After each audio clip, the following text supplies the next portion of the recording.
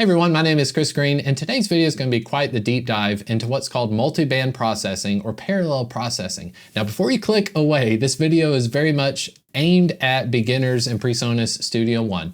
When you get into mixing audio, a lot of times we're thinking about throwing plugins on individual tracks. So if you have an acoustic guitar track, you'll throw an EQ, a compressor plugin, you might send off to a reverb, and there you have your acoustic guitar sound.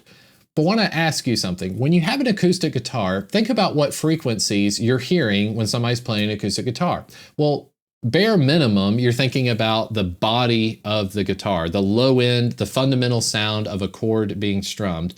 But also when you go to mix, something that's very important on an acoustic guitar is the very tactile sound of a pick or someone strumming a guitar that happens up in the treble frequencies. Well, this way of processing is not processing the entire guitar as one frequency across the entire spectrum, but what we're doing is we're sectioning off individual frequencies and then mixing those independent of each other so that when they come together, you have one glorious sound. So if you have a guitar that you don't like the honky sound that it has at a certain frequency, well, instead of nitpicking that one frequency, why not section off your guitar into different frequency bands so that you get more of the good stuff and less of the bad stuff? This is going to apply in today's video. I've got a drum session pulled up with my Epic Drums template, and I'm going to go through all the plugin settings and why I've got things set the way that they're set. But what matters is what it sounds like. So here I've got my drum set in PreSonus Studio One, and I'm just going to hit spacebar. This is with no processing whatsoever.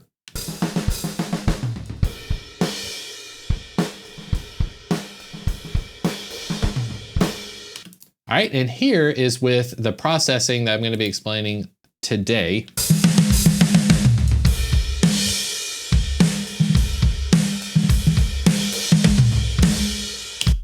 Pretty epic sounding. Now, here is a quick overview of everything we're going to talk about, and then I'm going to deep dive into each of the plugins so that you can copy these settings for yourself. All my settings have been using the stock version of PreSonus Studio One. So all these plugins come with PreSonus Studio One. If you don't know about PreSonus Studio One, check out more videos on my channel about how to record and mix your first song, how to use the interface such as the audio box right here. And then you can come back for, this is a little more of a deep dive into mixing. It's gonna be a little bit nerdy today. I've got all my drum tracks in red, and typically you would just start throwing plugins immediately at all these drum tracks, and that would be fine. But what I'm talking about today is making use of what's called buses and parallel processing.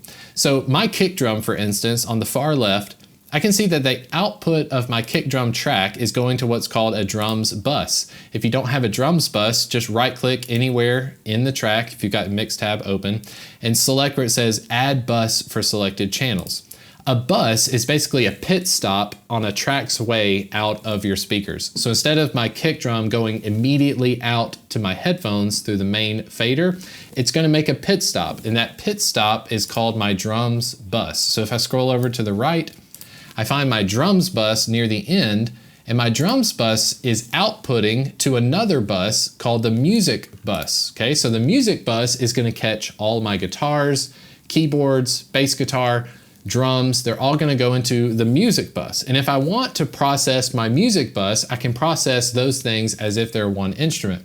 I right click again, I added a bus for this selected channel so that my music bus is outputting to my mix bus. My mix bus has a compressor and a limiter on it, and then my mix bus is going to my main output.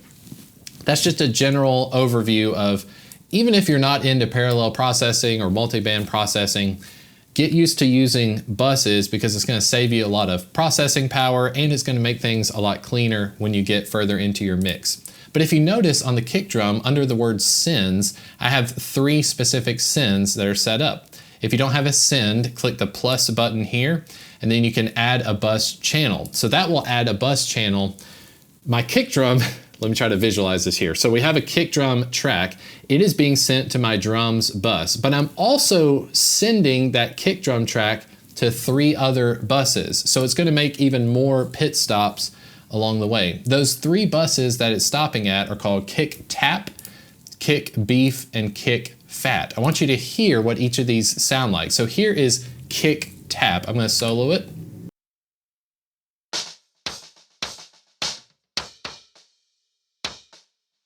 Doesn't sound that great. Well, it doesn't sound great by itself, but what this is doing on my kick tap bus, I'm using a gate. The gate is essentially going to lop off everything that's not the kick drum. So the kick drum is going to be the loudest thing on this track. I want everything else to be muted. After the gate plugin, this is where things get a little crazy. So this kick drum track is heavily EQ'd. And if you notice, I've got a low cut filter at 384 Hertz. On a kick drum, you would rarely see this type of EQ move, but what I'm trying to emphasize on this kick drum track is just the clicky sound that you get from the beater hitting the head of a kick drum. If I take this EQ off and we're listening to the kick tap again, this is what it sounds like. Sounds very much like a kick drum. Well, I don't want kick tap.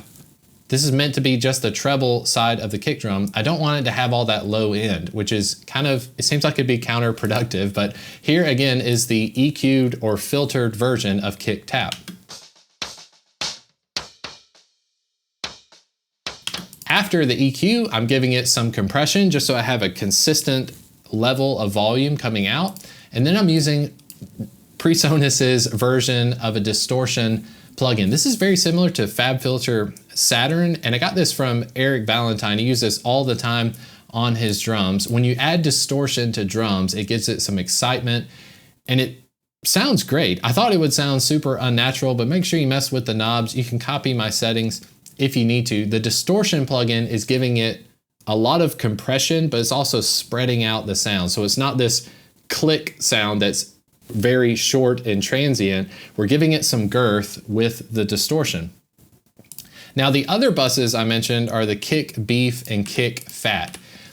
Instead of just being the treble frequencies, kick beef is the body of the kick drum. This is that familiar sound of a basketball hitting the floor in a basketball gym. So I've got these EQ settings and then another instance of distortion. So here is the kick beef.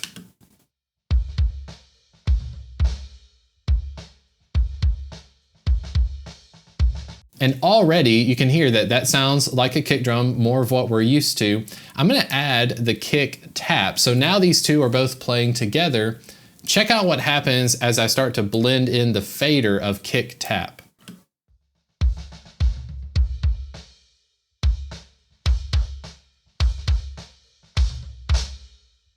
So even with this way of mixing, if you just had kick tap and kick beef and someone said, the kick drum sounds like it's a little too much attack, I'm hearing too much of the beater, you don't have to go in and mess with a bunch of EQ. Just go to your kick tap fader and turn it down some. So now it sounds more like a regular or natural sounding kick drum.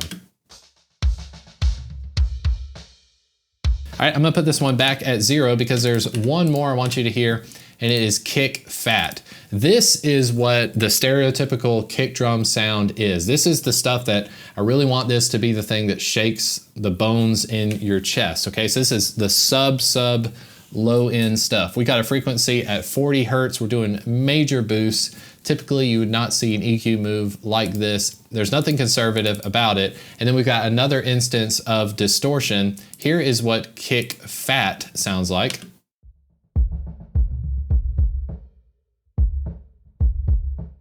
Reminds me of standing right next to the subwoofer at a big concert. But now what's cool, all three of them working in tandem together. We have the tap sound on the kick tap. We have the beefy bodiness of the kick drum. And then we have the fat, which is the really low end stuff.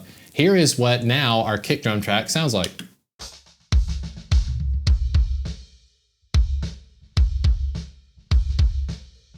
Pretty massive. Now on the kick bus itself, I have more instances of compression. I'm doing a little bit of hyping with the EQ, cutting a little bit of the mids, giving another boost at the low end. I've got another instance of this PreSonus red light distortion plugin, and then level meter, okay? So that is my kick bus. Again, my kick drum track that we originally started with. Each of these have a mix tool and level meter. I've gain staged each of the original tracks. And my kick drum is outputting to my bus, my drums bus, and then my kick drum is being siphoned off to kick tap, kick beef, kick fat, and then we have the kick bus. The same thing, I'm not gonna spend as much time on the snare drum, but it's essentially the same process. It's just they're labeled a little bit different. So here is my snare drum fuzz.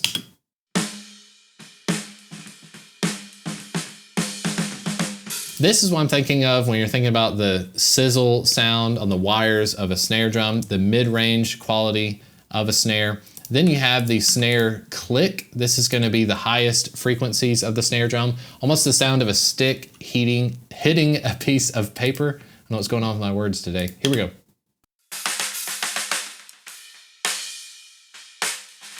And then we have the snare low, which is the deep body part of the snare drum.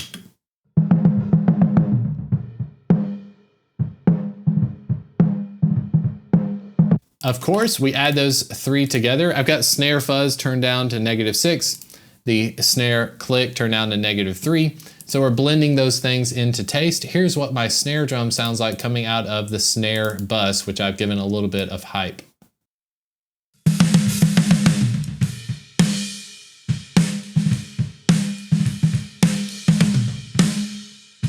If I bypassed all the plugins on the snare drum track, this is what the snare drum sounds like as is.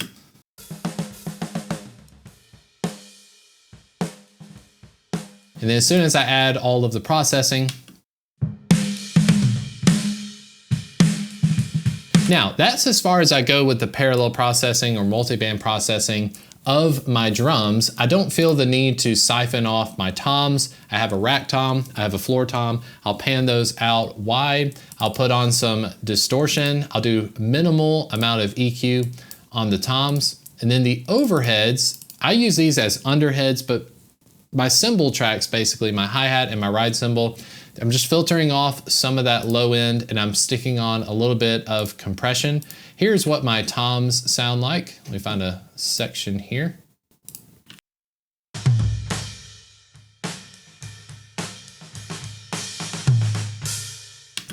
Here's the floor tom.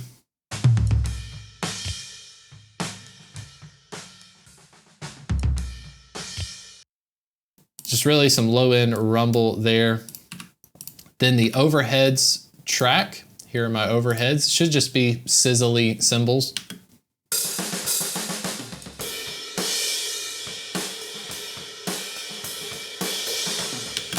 And then drum room is actually just a large diaphragm condenser mic that I have in this room. I'm doing a little bit of processing on that with compression. The EQ is just giving me a little bit of a low end bump. I'm cutting out some of the muddy mids and then I'm adding some distortion. So here is my room mic isolated by itself.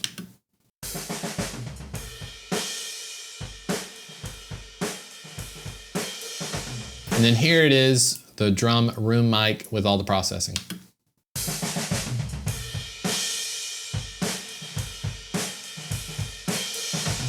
And then last but not least, everything, like I said, is being filtered into the drums bus. So I have a little bit of compression going on, 2.5:1 ratio. I've got another instance of this distortion plugin. When you load this on PreSonus Studio One, it's gonna be very loud. So make sure you use this output fader on the plugin to match the volume if you'd like. Make sure the mix knob is where you want it to be. I think it defaults to 100%. And then you can select what type of distortion you want it to have. I just have it set to hard tube, so it's acting like a tube amp essentially. And then doing some more hyping with the drums. I'm giving myself some more low end, less mids, and more treble. So here is my collective drum sound, my drums bus without the drums bus plugins.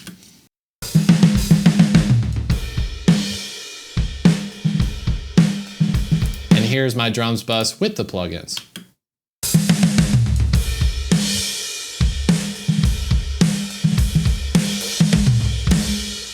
And last but not least, on my main output or my mix bus, I've just got some gentle compression, a 2:1 ratio, and I've got a limiter. The limiter is just gonna give me some more volume without clipping. So there you have it. Now, how do you apply this to your session? So you can use this for sure with drums. I highly recommend taking your snare drum top and your kick drum mic. I'm using a Beta 52 and an SM7 with each of those. Section off your frequencies so that when you're dealing with something harsh, like the mid-range quality of your snare drum, you can just take the snare fuzz and turn it down slightly so that you're mixing your tracks with the buses rather than going through and EQing the snare drum. If I did this all on the snare drum, it would be a lot of processing, but you would see a lot more mangled plugins. So I hope that gives you some ideas as you're mixing. If you apply this to the human voice, you might want to isolate the low end presence of someone's like chest voice, and then some of the sibilants that we deal with S's and T's. Rather than putting a de-esser on the entire vocal, maybe you just have filtered off everything but the high end of your vocal, and you can call that like vocal S's and so forth. I hope this video has given you some ideas as you're mixing your tracks. I thank you so much for watching. Please hit the like and subscribe buttons if you enjoyed the content, and please leave me a comment if you have any questions regarding PreSonus Studio One or a video you'd like to see in the future. I'll see you next time.